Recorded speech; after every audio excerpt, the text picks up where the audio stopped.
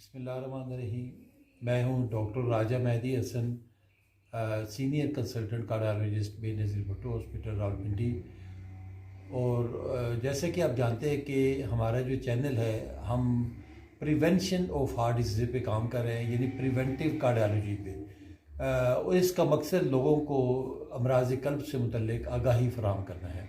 और आज का हमारा जो टॉपिक है वो है मोटापा और अमराज कल्ब, यानी ओबेसिटी यानी मोटापा की क्या वजूहात हो सकती हैं और इससे क्या क्या अमराज जन्म ले सकते हैं। जैसा कि आप अगर किसी ने हमारा चैनल सब्सक्राइब नहीं किया तो सबसे रिक्वेस्ट है कि उसे सब्सक्राइब करें, ताकि आप तक हमारी जितने भी हार्ट रिलेटेड वीडियोज़ हैं वो आप तक पहुंच सकें।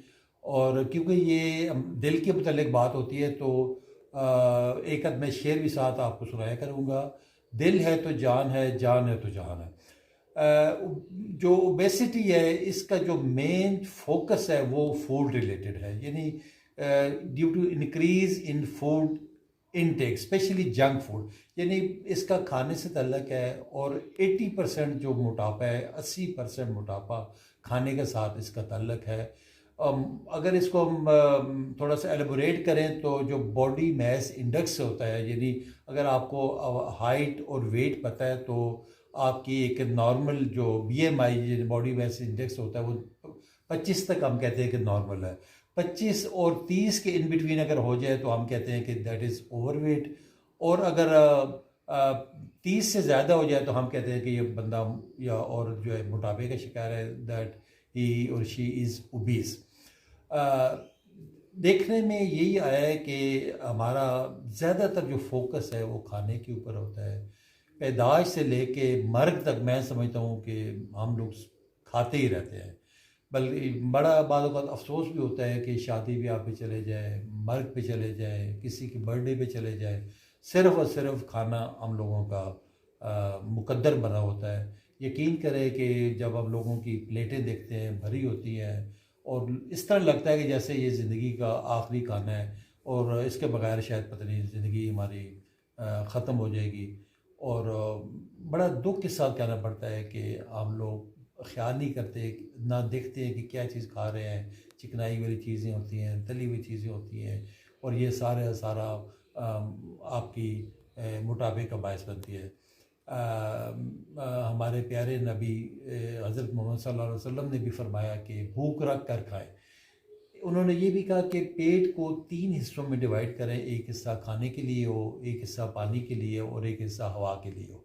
यानी उन्होंने आज से 1400 साल पहले इरशाद फरमाया कि भूख रख के खाएं ताकि आप अमराज़ कल्ब से और मुख्तलिफ़ बीमारियों से बच सकें।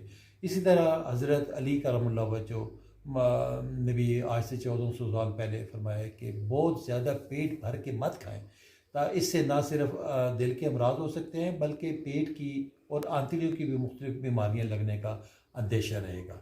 तो सबसे रिक्वेस्ट यही है कि कम मिकदार में खाएं, इतना खाएं जो जूद हज़म हो, जिसको आप एब्जॉर्ब कर लें, जज़ब कर लें। एक क्या खूब किसी एक कॉल है किसी का कि eat your food as a medicine, otherwise you have to take medicine as a food. यानी आप अपनी खुराक को दवाई समझ के खाएं, यानी इतना खाएं जितना आपकी ज़रूरत है, ना कि एक वक्त आएगा कि आपको मुख्तलिफ अद्वियात जो है ना वो एज अ फूड खाने पड़ेगी।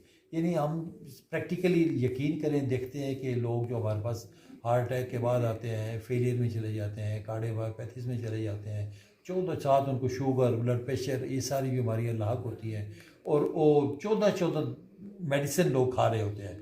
यानी वो खुराक उनकी बन चुकी होती है, उनको ना भूख लगती है, ना सिर्फ ज़िंदा रहने के लिए वो सिर्फ और सिर्फ इन चंद अद्वियात के ऊपर चल रहे होते हैं।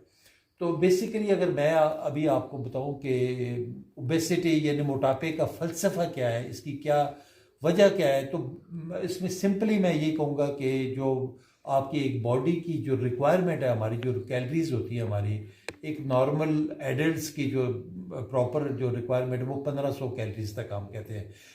एक बंदा अगर नॉर्मली 1500 कैलोरीज लेता है, उसकी जगह अगर वो 2000 कैलोरीज ले लेगा तो उसके अंदर 500 एक्स्ट्रा कैलोरी उसके अंदर बॉडी में डिपॉजिट हो जाएगी। वो बिल्कुल उसी तरह सिंपल आप यूँ समझिए कि जिस तरह एक मिस्त्री दीवार बना रहा होता है, तो जब वो ईंटें लगाता है तो सीमेंट अगर ज़रूरत से ज़्यादा लगा देगा तो वो सीमेंट कुछ उस तरफ गिरेगा, कुछ दो मतलब ईंट के दोनों जानब गिर जाएगा। बिल्कुल इसी तरह हमारी बॉडी में भी अगर आपकी एक रिक्वायरमेंट से ज़्यादा खुराक आ गई है तो वो बॉडी में इकट्ठी हो जाएगी, ज़ाया हो जाएगी वो। लेकिन बॉडी की हमारी क्वालिटी ये है कि इसमें रिलैक्स होती है, वो बॉडी की टेंडेंसी है कि उसको एब्जॉर्ब कर लेती है। वो आपकी कहाँ पे ज़ाहिर होगी, कुछ की फेस देखेंगे पफी हो जाएगा, किसी का पेट जो है निकल आएगा, किसी की बटक निकल आएगी, किसी की टांगे जो है ना, वो सारी एक्स्ट्रा जो कैलोरीज हैं वो आपकी बॉडी के अंदर वो यूँ डिपॉजिट हो जाएगी। सिंपल ये तो हमने करना क्या है, फ़िलासफ़ी क्या है, आपने बजाय 2000 के जो 1500 हमारी जो अगर कैलोरीज हैं तो उसको हम रिड्यूस करके 1000 के ऊपर लेके आए। होगा क्या, आप अपनी खुराक के अंदर ऐसी चीज़ें खाएं, ऐसी चीज़ें इस्तेमाल करें जिसकी कम से कम कैलोरीज हो, और 1000 या इससे भी कम ज़्यादा ज़्यादा से ज़्यादा पानी का इस्तेमाल करें जिसमें कोई कैलोरीज नहीं होती। इसी तरह वेजिटेबल्स हैं, सैलड्स हैं, वो ज़्यादा से ज़्यादा इस्तेमाल करें, उसमें कोई कम से कम 20-25 कैलोरीज होगी। इसी तरह अगर आप फ्रूट यूज़ करें ज़्यादा से ज़्यादा तो मैं समझता हूँ कि उससे भी आपकी इतनी ज़्यादा कैलोरीज इनटेक नहीं होगा। उसमें भी जो ज़्यादा मीठे फल हैं जिस तरह खजूर है, अंगूर है, गर्म है, आम है, ये चीज़ें आप कम से कम खाएँ। बाकी मौसमी फल जो भी है वो आप हस्ब ज़रूर इस्तेमाल कर सकते हैं। इसी तरह जो सीरियल्स हैं जिसमें राइस है, चपाती है, या बाकी ये जिसमें गेहूँ आ जाता है या बाजरा या मकई, ये हस्ब ज़रूरत आप इस्तेमाल कर सकते हैं। लेकिन दो चीज़ें इसमें से आपने बिल्कुल उस पर क्रॉस लगाए थे, एक फ्राइड आइटम्स, दूसरा घी और ऑयल। इनमें मैक्सिमम कैलोरीज होती हैं, कोलेस्ट्रॉल ज़्यादा होता है और यही हार्ट अटैक के बायस बनता है।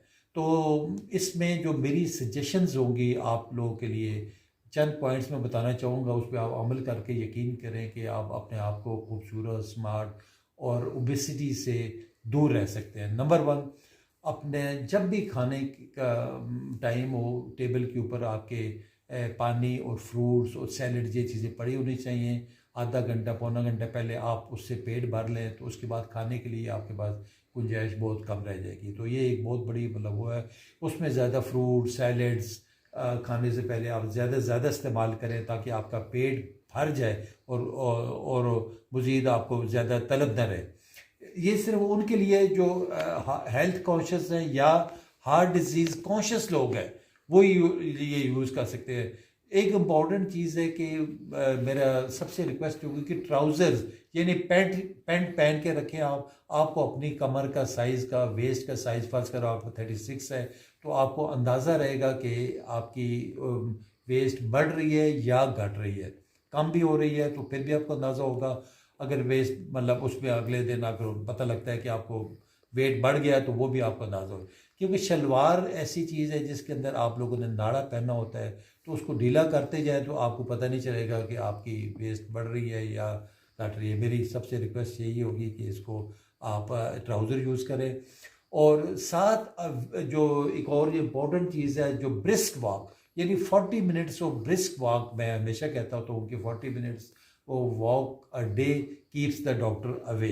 इस पे अगर आप अमल करते हैं तो मैं समझता हूँ काफ़ी हद तक आप ओबेसिटी को ना सिर्फ कंट्रोल कर लेंगे बल्कि जो अमराज़ क़ल्ब होने का अंदेशा रहता है, जिससे ना सिर्फ आपकी शुगर भी बढ़ सकती है, कोलेस्ट्रॉल भी बढ़ सकता है और जो हाई ब्लड प्रेशर और दूसरे अमराज भी हो सकते हैं, वो सब पे भी आप सिर्फ और सिर्फ वॉक से कंट्रोल कर सकते हैं।